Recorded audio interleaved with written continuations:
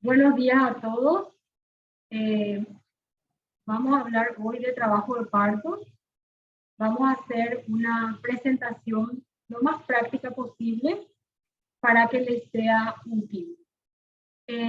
Van a tener que disculparme, pero tengo que seguir haciéndolo con tapabocas porque estoy en el hospital. Entonces, sin más, voy a ir ya directamente a...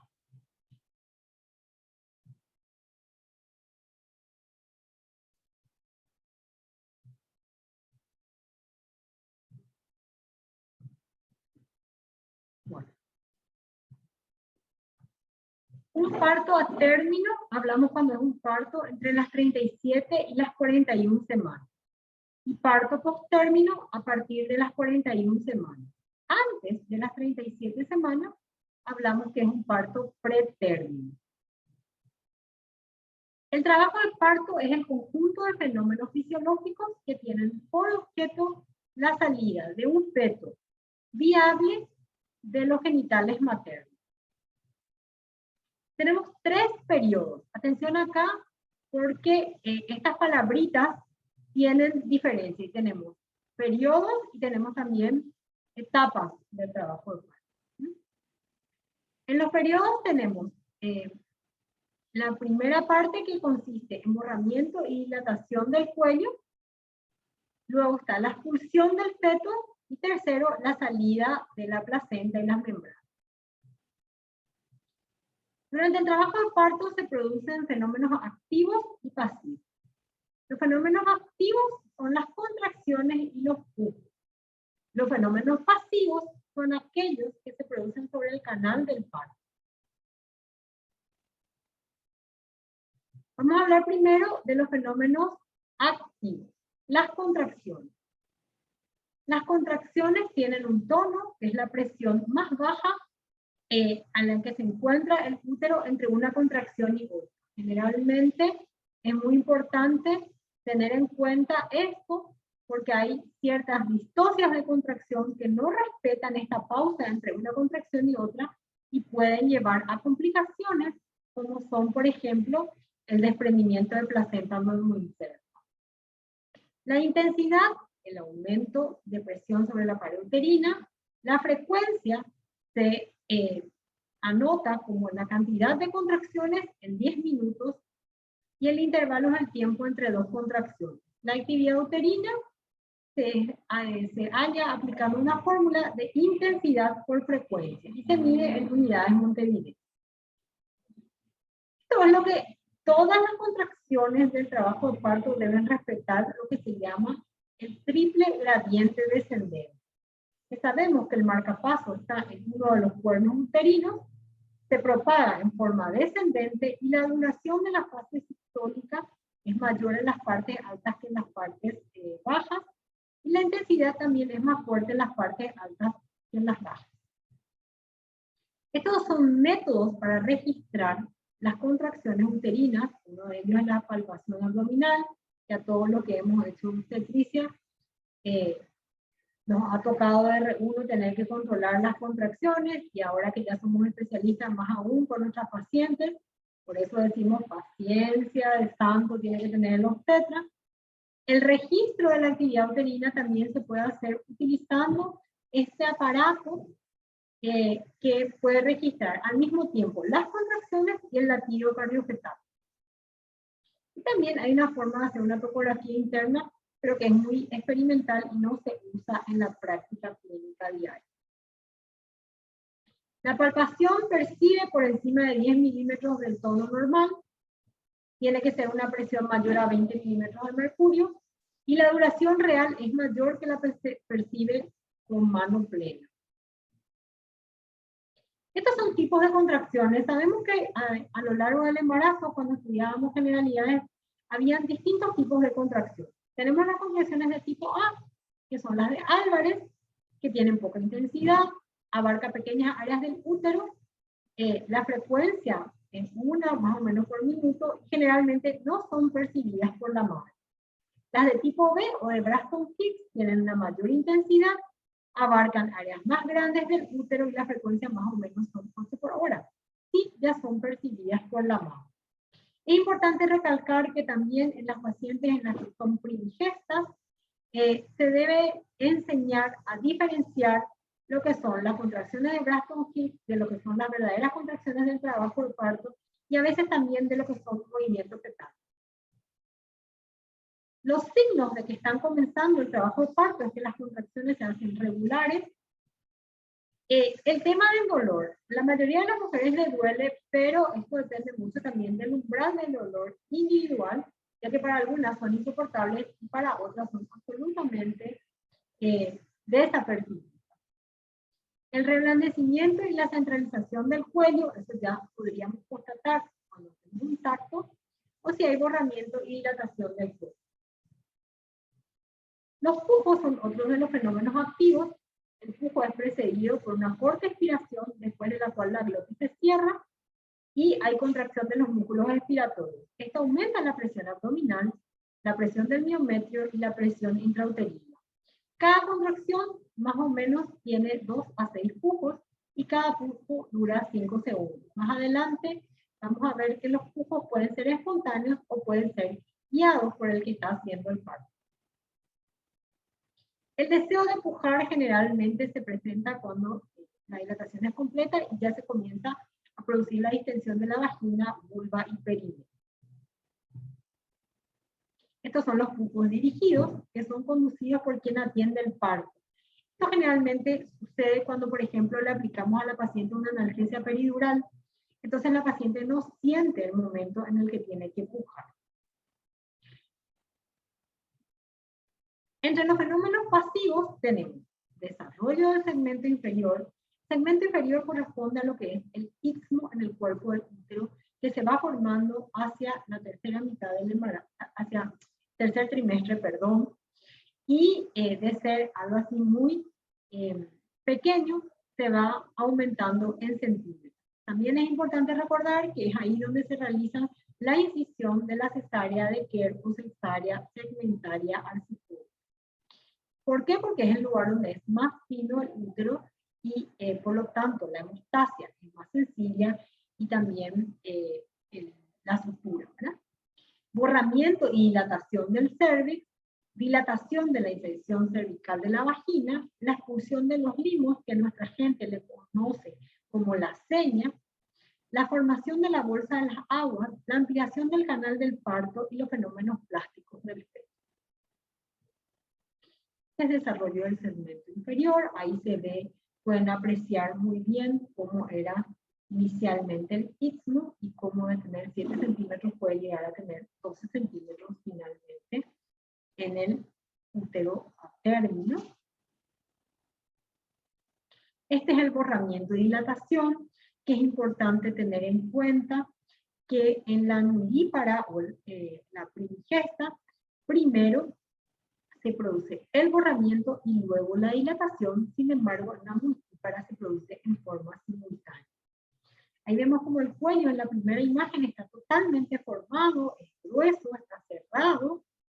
En la segunda imagen vemos que es permeable a 1 centímetro, que decimos nosotros a veces eso, un dedo, ¿verdad? Y ya se puede sentir parte fetal.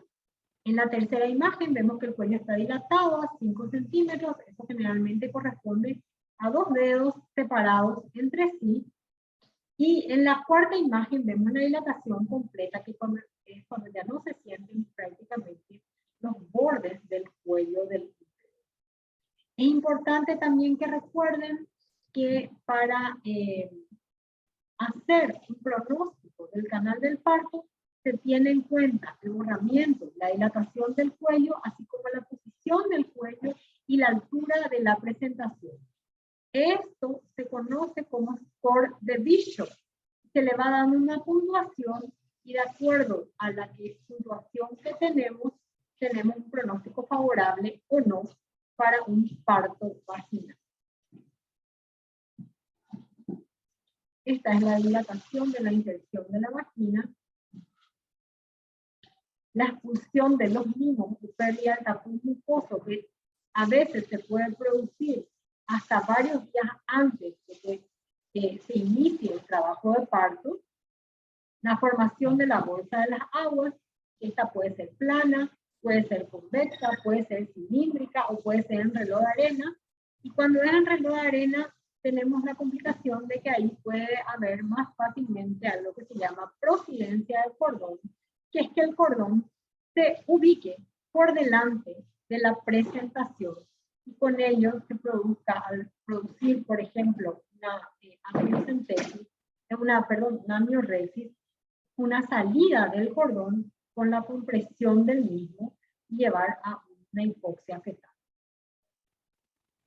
La ampliación del canal blando, la vagina y la vulva se distienden como consecuencia del descenso de la presentación.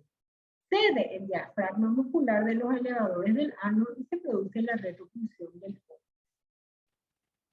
Estos son los fenómenos plásticos. Eye conject, nosotros les solíamos decir, que es absolutamente normal y después de una semana desaparece. Este bebé que vemos con la cabecita redondita es un bebé que nace por cesárea. Un bebé que nace por parto generalmente tiene estas deformaciones que son transitorias, ¿verdad? Durante el mecanismo de parto. Estos son los tiempos del trabajo de parto. ¿Verdad? Hace rato hablábamos de las etapas, de los periodos. Voy a retroceder para que no nos confundamos. Periodos del trabajo de parto. Estos son los periodos. Borramiento, expulsión y salida de los anexos. Y ahora vamos a hablar de los tiempos del trabajo de parto. El primer tiempo corresponde a la acomodación al estrecho superior. Se orienta hacia el diámetro oblicuo y se flexiona la cabeza. La cabeza está en una actitud diferente, como vemos en la primera imagen, y lo que hace es pegar el mentón por el tórax, y con eso hace como una flexión, ¿verdad? Y expone su diámetro suboccipito frontal, que mide 10.5 centímetros, y le ayuda a poder acomodarse al estrecho superior. Al tacto vaginal vamos a sentir la sutura sagital obliqua.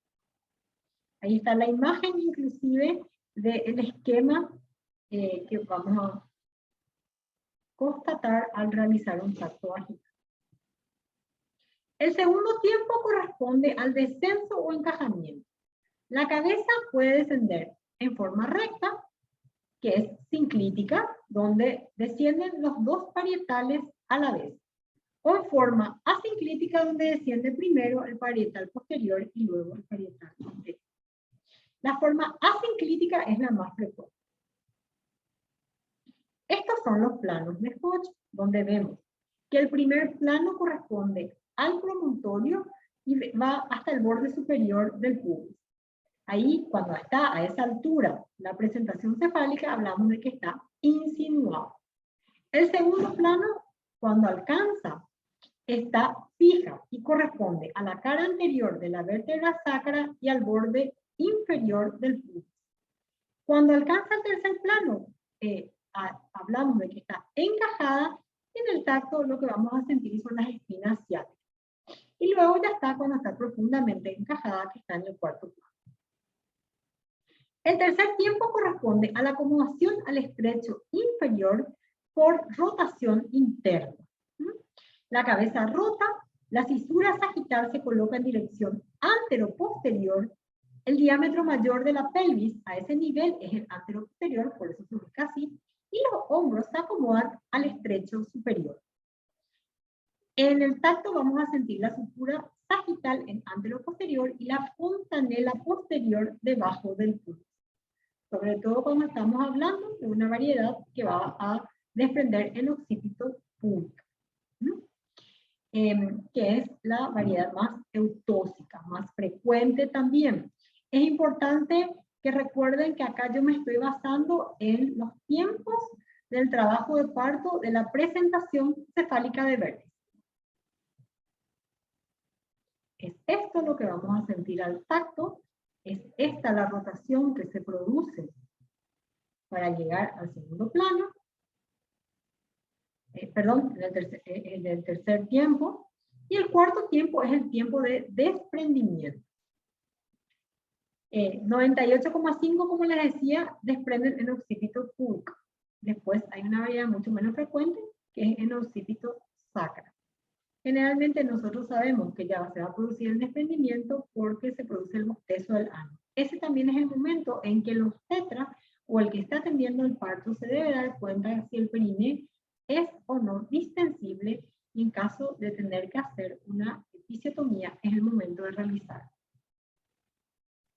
El quinto tiempo, acomodación de los hombros al estrecho inferior. Los hombros se hallaban en el diámetro oblicuo anteroposterior, la cabeza ya está fuera de la vulva y hace una rotación externa. Acá es donde podemos llegar a tener lo que se llama la distocia de hombro, que es una de las peores cosas que le puede pasar a un ginecobstetra. La primera maniobra que se hace para poder superar esta distocia es McRoberts, que se hace la flexión del muslo sobre el abdomen de la paciente y con ello aumentar la curvatura del canal vaginal y poder desprender con ello el hombro. Después hay otras maniobras que vamos a ver cuando hablemos de las distocias de contracción. El desprendimiento de los hombros, se desciende la cabeza lo que se pueda y luego se vuelve a subir todo el tronco fetal, y con eso ya desprendemos el hombro. Finalmente, cuando se desprende el hombro posterior también, lo que hacemos es decirle a la persona que nos está ayudando en el parto que haga la dosis de alumbramiento activo, que son 10 unidades de oxitocina intramuscular. Acá tenemos el resultado de lo que es nuestro feto, que ojalá siempre todos nazcan así.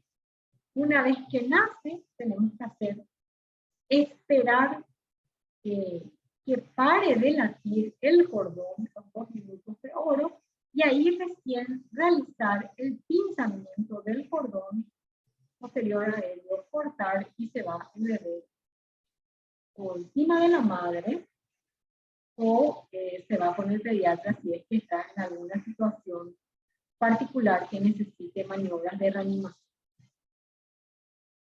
Acá es lo que les decía de cómo se hace el clampaje para cortar el cordón. Siempre se debe poner el feto un poco más bajo que la madre. Y durante la sesión del parto tenemos que vigilar la salud materna y fetal, y por supuesto cómo va evolucionando el trabajo de parto.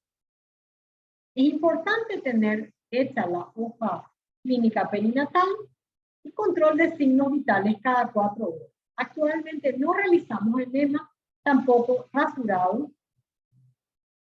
Se debe ocultar latidos cada 30 minutos en el periodo dilatante, y en el periodo expulsivo somos todavía mucho más exigentes, porque ahí realmente es en el momento donde se puede producir sufrimiento fetal. Hay una revisión hecha por Cochrane entre el 2001 y el 2003 que evaluó 9 ensayos clínicos con 18.000 embarazadas, y los resultados indican que el monitoreo electrónico continuo no disminuyó la mortalidad perinatal y sí se asoció a un aumento significativo en la tasa de cesáreas y partos vaginales asistidos. Esos son los partos instrumentales, que vamos a ver más adelante, son los partos realizados con forceps. La posición de la madre durante el trabajo de parto tiene que ser la posición que la madre quiera. Esto ya está bien claro hoy en día, pero generalmente en el periodo expulsivo la hacemos acostar, le ponemos en posición supina, ¿verdad? Y nos es más fácil a nosotros ahí atender el parto, pero eso no debe ser así, tiene que ser como la mujer esté cómoda. Muchas mujeres es mucho más cómodo estar en cuclillas. El examen vaginal es importante ir realizando a medida que progresa el parto, pero no hace falta que hagamos lo que a veces vemos en algunos hospitales de escuela, que le tacta el R1, le tacta el R2, le tacta el R3, después el jefe, porque con eso lo único que conseguimos es que tengamos más riesgo de infección. Acá ustedes pueden ver que en esta imagen es lo que se llama la presidencia de cordón. ¿Ven cómo el cordón está por delante de la cabeza? Que es lo que yo hace rato les explicaba que puede suceder, sobre todo cuando hay una bolsa en forma de reloj de arena. La menor cantidad de tactos posibles es lo recomendable realizar. Porque si la paciente no está teniendo muchas contracciones, no va a progresar.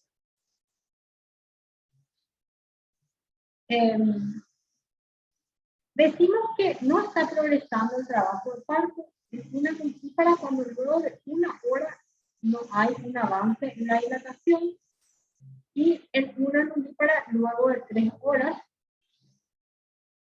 Sin desproporción cefalopélica, la cabeza fetal no desciende, no roza y la dilatación cervical permanece igual.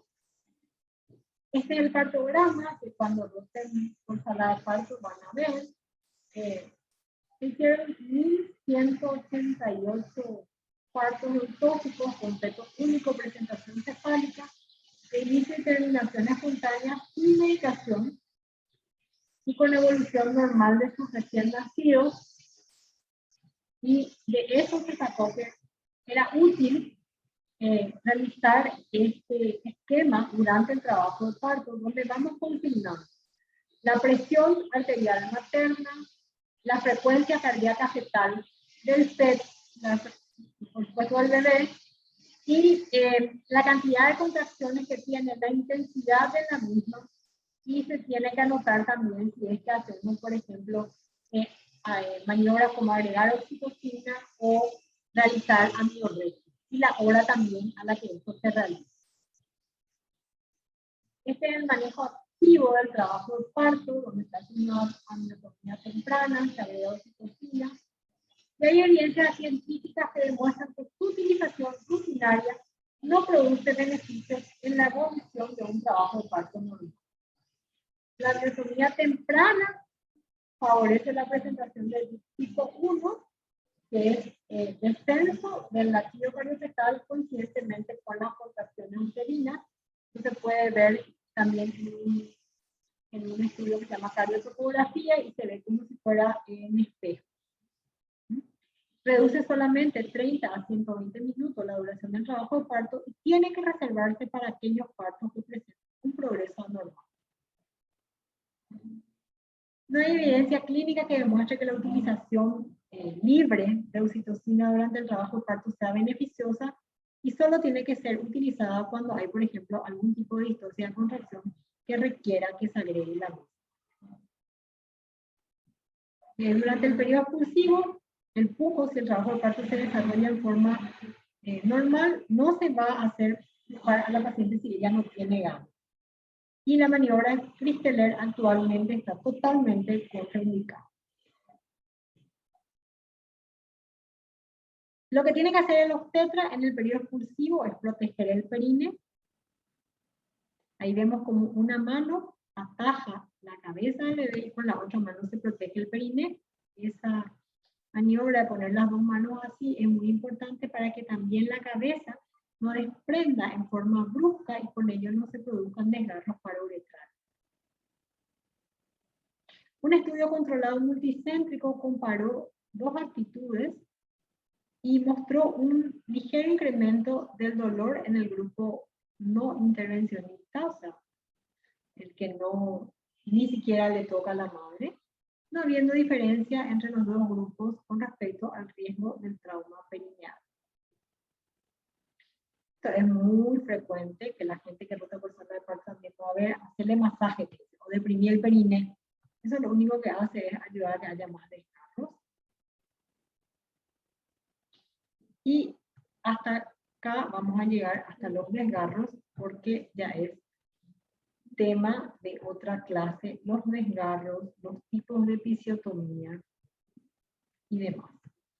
Entre los cuidados postpartos tenemos que tener en cuenta la retracción uterina, los signos vitales, las características de los bloqueos. Generalmente damos analgésico vía oral. Es importante la higiene perineal. Si es que hay algún hematoma, aplicar hielo en las primeras 24 horas, pero no muy continuado el hielo, porque si no a veces vemos quemaduras inclusive. lactancia materna y alta médica en 48. Muy bien, hasta acá entonces lo que es trabajo de parto en la presentación cefálica de vértice. Para preguntas, me escriben al grupo de WhatsApp y nos vemos la siguiente semana.